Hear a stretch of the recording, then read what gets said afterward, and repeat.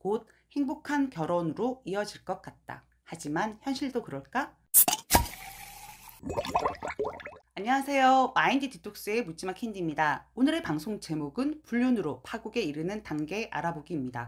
구독, 좋아요 꼭 눌러주세요. 오늘은 정신과 전문의 최명기님의 글, 제목은 그 시작은 달콤했으나 끝은 참담하리라. 불륜의 7가지 사이클이라는 제목의 칼럼을 읽어드리려고 합니다. 해당 내용은 불륜을 하는 사람들의 심리 및 상태 등의 변화 과정을 호감, 열정, 망설임, 고립, 합리화, 황폐화, 파국 이렇게 7가지 단계로 정리를 하고 있는데요.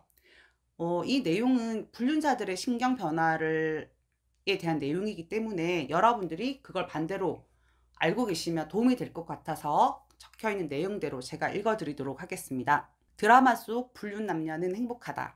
불륜 상대는 배우자보다 사랑스럽다. 그러니 두렵기는커녕 당당하기만 하다. 곧 행복한 결혼으로 이어질 것 같다. 하지만 현실도 그럴까? 외도와 불륜의 시작은 서로에게 호감과 열정을 느끼며 자연스럽게 이루어지지만 끝내는 것은 결코 내 뜻대로 되지 않는다. 영화나 드라마를 보면 불륜에 빠진 이들은 기쁨에 들떠 살아가는 것처럼 보인다. 불륜 남녀는 서로의 육체를 탐하느라 정신이 없다. 불륜남은 아내에게 들켜도 두려움이 없다. 불륜녀는 불륜 상대의 배우자를 만나도 네 남편 간수나 잘하라고 당당하게 외친다. 불륜이 들통난 뒤에는 아예 대놓고 만난다. 하지만 현실에서도 과연 이럴까? 필자가 상담을 하면서 접하는 불륜남 대부분은 아내에게 들키지 않고 몰래 만나야 한다는 생각 때문에 늘 조마조마하다. 불륜남 중 연하의 싱글 여성을 사귀는 경우는 질투 때문에 괴로워하는 경우도 있다. 자신도 바람을 피우는 주제에 상대 불륜녀가 젊은 남자를 따로 만나는 것은 아닌지 의심하기도 한다. 불륜의 7단계 사이클. 그런가 하면 불륜녀의 대부분은 불륜 초기부터 남의 가정을 깨는 것에 대한 불안감과 죄책감에 시달린다. 싱글 여성은 유부남을 사귄다는 것이 남에게 알려지는 것이 수치스럽다. 또 유부녀이건 싱글이건 불륜녀는 상대 불륜남의 아내를 질투한다. 유부녀는 불륜이 들통나서 남편에게 알려질까 전전긍긍한다. 직장에 알려져서 사회적으로 매장당하는 것도 두렵다. 그 누구보다 부모에게 알려지면 부모 가슴에 대못을 박는 일이다. 그런 상황이 벌어지면 자살할 것 같다는 이도 있고 실제로 자살을 시도하는 경우도 있다. 현실이 이러하기에 불륜을 들켜 상담을 오는 경우 남녀를 가리지 않고 거의 패닉 수준이다. 불륜이 처음 시작될 때는 행복하다고 느끼고 마음도 설렌다. 그러나 시간이 갈수록 행복해서 만난다기보다는 헤어지지 못해서 만나는 경우가 더 많다. 그런 의미에서 불륜의 시작에서 끝, 불륜의 감정 사이클을 한번 살펴보자. 첫 번째 호감. 드라마에는 휴가지에서 서로 눈이 맞아서 한순간에 열정적인 불륜 관계에 빠져드는 상황이 종종 등장한다. 하지만 현실에서 그런 경우는 흔치 않다. 직장이나 모임에서 서로 알고 지내다가 우연한 기회에 불륜에 빠지는 경우가 더 흔하다. 평소에 어느 정도 호감을 갖고는 있었지만 이성으로서 깊이 생각하지는 않았다. 아직 그 남자 혹은 그 여자에 대해서 성적 매력을 느끼지는 않는다. 이런 관계가 우연한 기회를 맞게 되면서 불륜이 시작된다. 직장에서 회식을 마치고 같이 택시를 타고 가다가 눈이 맞는 식으로 말이다. 두 번째, 열정. 이 시기가 가장 행복하다. 우연히 관계를 가진 후 연락을 할까 말까 고민하게 된다. 그러다 연락해서 다시 만나게 된다. 서로가 한 공간에 있고 섹스를 할 때 가장 행복하다고 생각한다. 처음 관계에 가진 것을 잊고 지내다가 다음에 우연히 다시 만나는 경우도 있다. 그 순간 어색하다. 그런데 자꾸 생각이 난다. 며칠 안에 다시 연락해서 만나면 그때부터 열정이 시작된다. 하루 종일 그 사람 생각밖에 안 난다. 좋은 것을 보면 그 남자 혹은 그 여자와 함께 보고 싶고 맛있는 음식을 대하면 그 남자 혹은 그 여자와 함께 먹고 싶다. 하루 종일 그 사람 연락만 기다린다. 그러다 마침내 만나게 되면 몸이 녹아버리는 것 같다. 세 번째, 망설임. 때때로 불안해진다. 유부남, 유부녀를 사귄다는 것에 대해서 의식하기 시작한다. 소문에도 신경이 쓰인다. 혹시 불륜 상대와 데이트를 하다가 길에서 아는 사람을 만날까봐 걱정도 된다. 그만 만나야 하는 게 아닌가 하는 생각도 든다. 위험한 사랑을 한다는 것 때문에 가슴 설레기도 하지만 금지된 사랑이기에 두렵다. 망설이기도 한다. 연락이 와도 받지 않으리라 다짐하지만 그런 결심은 잠시뿐이다. 결국 자신이 연락하게 되거나 혹은 상대방이 연락을 해서 다시 만나게 된다. 네 번째, 고립. 그 사람은 가정이 있는 사람이다. 그 사람과의 관계를 유지하기 위해서는 비밀을 지켜야 한다.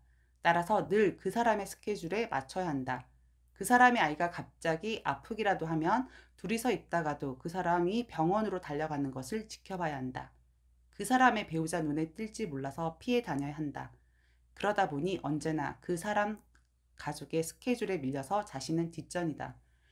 주위에서는 사귀는 사람이 있냐고 묻지만 제대로 답할 수가 없다. 누군가 좋은 사람을 소개해준다고 해도 어정쩡한 태도로 얼버무리며 거절해야 한다. 남에게 밝힐 수 없는 비밀을 갖고 있기에 점점 고립돼 간다. 다섯 번째, 합리화. 논리적으로는 이 관계를 끝내야 한다는 것을 안다. 하지만 그러지 못한다. 다시는 만나지 않겠다고 다짐하지만 또다시 만나게 된다. 그러면서 관계를 유지하는 것에 대해서 이유를 만든다. 말을 안 해서 그렇지 다른 사람들도 다 유부남, 유부녀를 사귀고 있다고 합리화한다. 자신의 처지를 고려하면 이만한 사람을 만나기도 어렵다고 생각한다. 그 사람에게 가족이 있지만 그 사람이 진짜 사랑하는 것은 자신이라고 스스로 위안도 한다.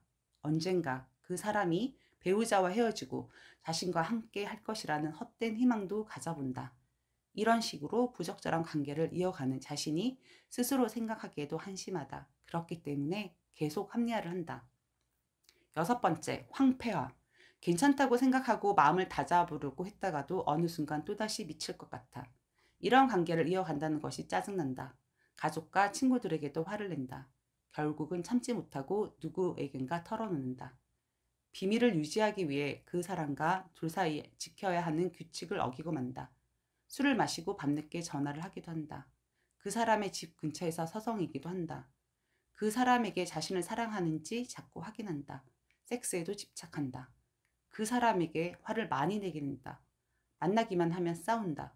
싸우고 나면 그 사람이 헤어지자고 할까 두려워서 연겁 전화를 한다. 이렇게 내연 관계로 허비한 청춘이 아까워서 자꾸만 뭔가 보상을 바라게 된다. 일곱 번째, 파국. 유부남과 여자가 서로 그만 만나야 되겠다고 생각하면서 깨끗하게 헤어지는 경우는 거의 없다.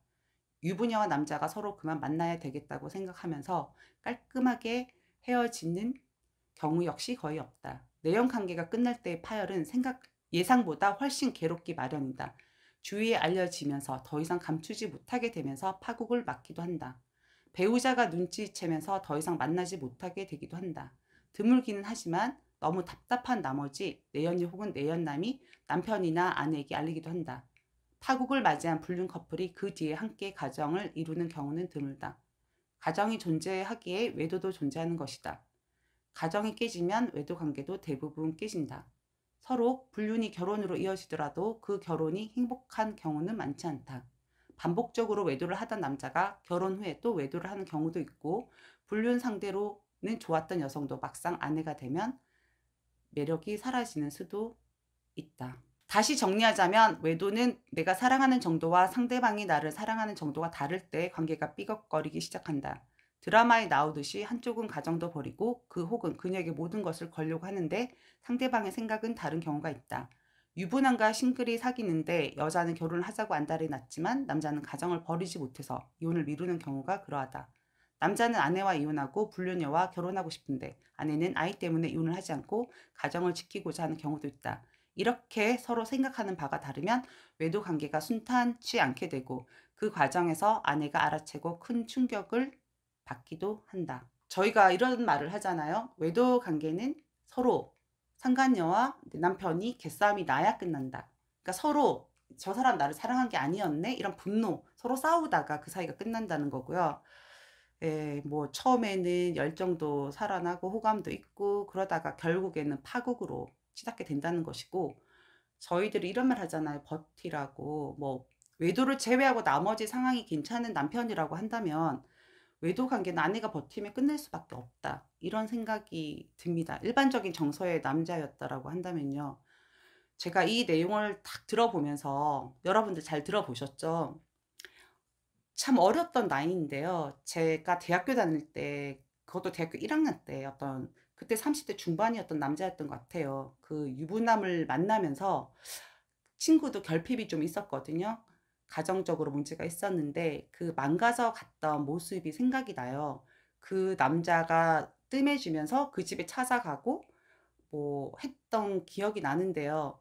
그 너무너무 비슷해 가지고 힘들어했던, 물론 불륜도 자기는 사랑이라고 생각했겠죠. 그때 그 친구는 주변에서 아무리 말려도 말려지지가 않더라고요. 그때는 워낙 저희들이 어리기도 했지만 저는 그래서 이 불륜자들의 그 신경이 변하는 과정에서 공감 가는 부분이 참 많았습니다.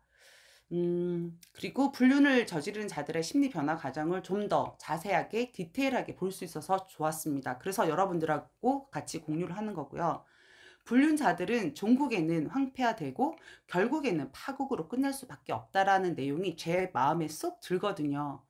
불륜은 불륜일 뿐 어떠한 이유로도 정당화될 수가 없습니다. 우리들이 생각하듯이 우리는 고통 속에 있는데 불륜을 저지르는 자들이 마냥 행복하기만 한 건 아니라는 건 확실합니다. 오늘 방송은 여기까지 하도록 하겠습니다. 네이버 카페에서 묻지마 캔디 마인드 디톡스로 검색을 해주세요. 상담을 통해서 여러분들의 문제 해결에 실질적인 솔루션을 제공해 드리겠습니다. Have a sweet mind detox. 다음 방송일에 우리 또 만나요. 안녕.